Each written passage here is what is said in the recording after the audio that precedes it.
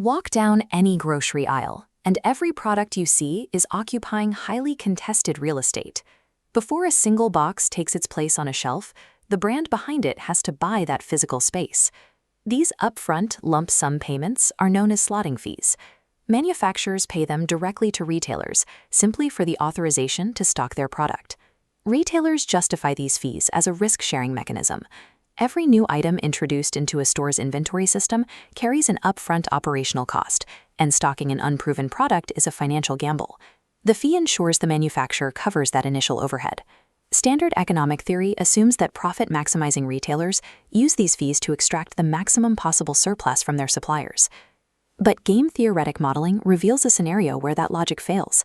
Under specific competitive conditions, a rational profit-seeking retailer will intentionally refuse a massive upfront cash payment.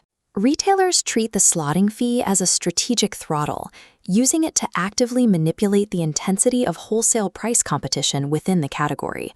This dynamic is best observed through a three-stage model. In Stage 1, the retailer announces the assortment size and sets the exact slotting fee. In Stage 2, participating manufacturers set their wholesale prices. In Stage 3, the retailer finalizes the slots and sets consumer prices. Imagine a game with one retailer and two competing manufacturers. Manufacturer 1 offers a high-quality product, while Manufacturer 2 offers a lower-quality alternative. The leverage each manufacturer holds is determined by relative product attractiveness, a mathematical calculation that combines the product's quality with its unit production cost. By setting the parameters in Stage 1, the retailer engineers the rules of engagement before the manufacturers even set their prices. Consider a scenario where the retailer restricts shelf space to one single slot, forcing a low product variety environment. This horizontal axis maps the relative attractiveness of Manufacturer 1's product compared to Manufacturer 2's. On the far right edge of the spectrum, Manufacturer 1's product is significantly more attractive to consumers than the alternative. Because Manufacturer 2 is too weak to pose a credible threat, Manufacturer 1 operates as a virtual monopoly in this negotiation, setting a high wholesale price. The retailer accepts that high wholesale price, but they counter by charging a massive slotting fee. The fee is calibrated to capture Manufacturer 1's entire gross profit from the transaction. If we shift to the far left side of the axis, where Manufacturer 2 becomes the dominant brand, the exact same extraction dynamic applies. When one brand heavily dominates, the retailer forgoes wholesale competition. They rely instead on high slotting fees to pull financial surplus straight from the manufacturer's pocket. The strategy shifts at the center of the axis. Here, both manufacturers offer products with highly comparable market attractiveness. Faced with two evenly matched suppliers, the retailer drops the slotting fee to exactly zero. The retailer needs both manufacturers to clear the financial hurdle to participate. If both are in the game, they create a credible threat against one another. Because the fee is gone, the manufacturers are forced into a fierce subgame.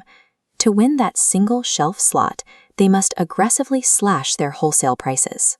By securing these rock-bottom wholesale costs, the retailer drastically increases the retail margin they earn on every single unit sold to a consumer. The continuous volume of high-margin sales outpaces the single lump sum payout they would have made by charging a slotting fee. The profit-maximizing move is to reject an upfront payment in order to weaponize manufacturer competition.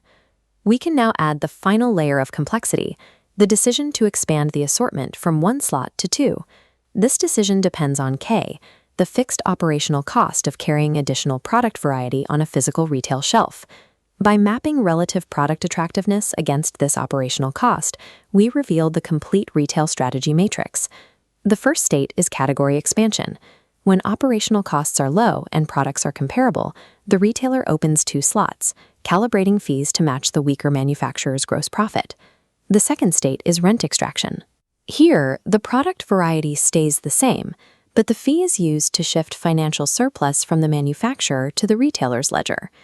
Finally, in competitive exclusion, slotting fees are utilized to actively decrease the amount of product variety available on the shelf. The retailer sets fees so aggressively high that the weaker manufacturer cannot afford to participate. This prices them out of the market entirely. The mathematical interplay between a store's overhead and a product's attractiveness dictates whether slotting fees will expand a category or artificially monopolize it. Moving directly from mathematical equilibrium to the physical aisles of a supermarket, competitive exclusion has severe real-world consequences. These planogram mathematics draw intense federal scrutiny. Investigations by the American Antitrust Institute highlight how these fees can limit competition and block smaller suppliers from the market. The central legal tension lies in differentiation. Regulators must determine if a fee is an efficient risk-sharing mechanism or an anti-competitive barrier to entry. The mathematical zone of competitive exclusion directly triggers Section 2 of the Sherman Act, which prohibits exclusionary practices used to create monopolies. It also references the Robinson Patent Act, designed in the 1930s to prevent this exact type of discriminatory abuse of buying power by large chains. This creates a disconnect. What the model defines as a profit-maximizing strategy, antitrust law views as potential market monopolization. The ultimate authority regulating these market dynamics is the Federal Trade Commission.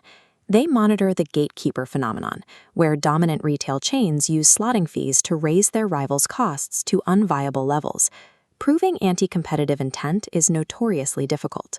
Retailers can mathematically mask the exclusion of competitors by claiming the fees are a legitimate necessity for covering their operational costs. As a result, capital systematically transfers from small, innovative suppliers directly to consolidated big-box retailers. This supply chain warfare traces down to the end consumer, who absorbs the cost of consolidation through higher food prices and reduced brand choice. Ultimately, slotting fees function as a weaponized mathematical mechanism, dictating exactly which brands will survive the modern retail supply chain.